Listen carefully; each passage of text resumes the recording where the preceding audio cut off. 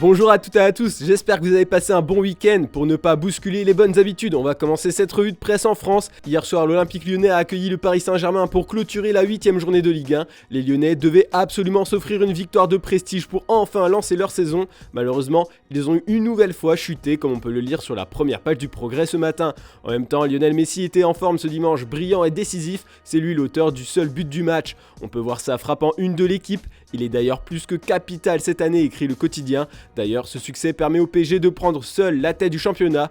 Ils ont semé le peloton, titre le Parisien dans ses pages sport. Les Parisiens ont désormais 2 points d'avance sur l'Olympique de Marseille. Les Olympiens ont été bousculés par les Rennais au Vélodrome. Les deux formations se sont quittées sur un match nul, un but partout. Freiné, titre la Provence dans son édition du jour. Marseille est par contre toujours invaincu en Ligue 1, tout le contraire du promu, l'AC Ajaccio qui galère en ce début de saison. Mais ce matin, les supporters corses ont sûrement le sourire car l'ACA a remporté sa première victoire de la saison contre Brest 1-0 et c'est grâce à un Romain Hamouma opportuniste. En Espagne, bon bien sûr tout le pays met en avant le basket. Pour le football, on va se contenter d'un petit encart. Pourtant hier soir c'était le tant attendu derby de Madrid. On a eu le droit à un match électrique entre l'Atlético et le Real, mais c'est bien la Casablanca qui s'est imposée 2-1 sur la pelouse des Colchoneros. En plus, le Real poursuit donc son sans faute, sans Karim Benzema, mais avec Rodrigo buteur et Vinicius Junior qui étaient en jambes. Les Brésiliens ont réagi de la meilleure des manières aux dernières polémiques qui critiquent leur manière de célébrer des buts. Ils ont dansé, mais l'homme fort du Real en ce moment pour le journal catalan Sport, c'est Federico Valverde.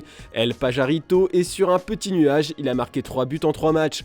Enfin, on apprend aussi ce matin en lisant le quotidien que ça chauffe entre Piqué et le Barça. Enfin, surtout Xavi. Suite à la défaite contre le Bayern mardi, il y a eu un incident dans le vestiaire suite à un commentaire de Gérard sur le peu de temps qu'il a joué, ce qui n'a pas du tout plu au coach espagnol. Même si c'était de la pétanque, je ne jouerai pas, a-t-il lancé. Le défenseur de 35 ans vit très mal le fait d'être remplacé par la nouvelle génération Jules Koundé et Araujo. D'ailleurs, il y a un an sous Koeman, l'Espagnol avait déclaré que s'il devait partir pour laisser de la place à du 109, il le ferait. Eh bien, d'après Sport, les dirigeants ont très envie qu'il tienne parole pour se débarrasser de son énorme salaire. Allez, on part en Angleterre maintenant. Mikel Arteta a une nouvelle fois composé un 11 très jeune pour affronter Brentford. Eh bien, cette composition d'équipe est très prometteuse car Arsenal a écrasé 3-0 les Bees. La jeunesse d'Arsenal fait les gros titres ce matin. Comme le titre le Daily Telegraph ou le Daily Express, la première ligue est un jeu d'enfant pour les Gunners. Le club londonien a même repris la tête du championnat devant Manchester City. Enfin, on a surtout eu le droit à un moment d'histoire du sport anglais ce dimanche. Dans le temps additionnel, Mikel Arteta fait sortir Fabio Vieira pour offrir au jeune Ethan Nwaneri ses premiers pas en première ligue. Âgé de 15 ans, 5 mois et 28 jours, il est devenu le plus jeune joueur de l'histoire à effectuer ses débuts dans le championnat anglais. Il surpasse le Red Harvey Elliott qui détenait jusqu'ici le titre de plus jeune joueur de la compétition.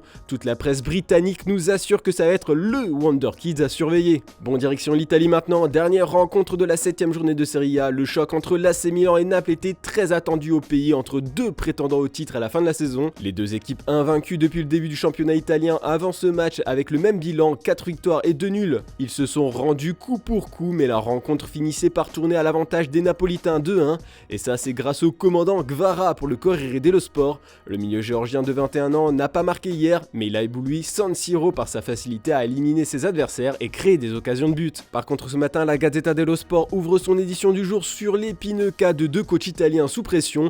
Déjà, ça met en avant le flop Inzaghi. Le manager de l'Inter ne trouve toujours pas de solution pour redresser la barre. Cette année, l'objectif c'était le Scudetto, mais la 7ème place au classement ne le met pas dans une bonne situation. Le prochain match contre la Roma pourrait lui coûter sa place. Massimiliano Allegri a le même problème avec la Juve. La Juventus s'enfonce dans une crise profonde après s'être incliné contre Monza 1-0. Le promu n'avait encore jamais gagné en Serie A. Clairement, pour Tutto Sport, les Bianconeri sont prisonniers d'Allegri. Les journalistes italiens considèrent que sous sa direction, le club turinois est triste à voir jouer, en plus de perdre. Ce ne sont pas les seuls coachs qui pourraient être virés dans les prochaines semaines. On va prochainement assister aux chaises musicales en Europe. En lisant le quotidien allemand Bild ce matin, on apprend que le Bayern Munich va peut-être activer une clause secrète dans le contrat de Julian Nagelsmann pour le licencier. En cas de nouveau faux pas du coach allemand, les Munichois vont l'utiliser. Pour la première fois en 20 ans, le Bayern n'a pas remporté 4 matchs de championnat d'affilée. Oliver Kahn a pour l'instant assuré que son entraîneur a tout son soutien, mais les journalistes allemands sont certains que son avis peut très vite changer,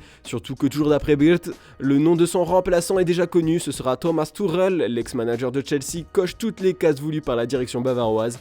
Il a déjà remporté la Champions League, il connaît le championnat allemand et surtout, il sait gérer des stars. À surveiller. On va feuilleter de nouveau un peu la presse anglaise car certains coachs de Première Ligue ne sont pas loin de devenir chômeurs. Déjà Frank Lampard s'est offert offert un précieux sursis dimanche. Grâce à une réalisation de Mopé, Everton enregistre sa première victoire de la saison. En revanche, rien ne s'arrange pour les Hammers, relégables après le coup de sifflet final. Du coup, c'est David Moyes qui pourrait dire au revoir à la Première Ligue dans les semaines à venir.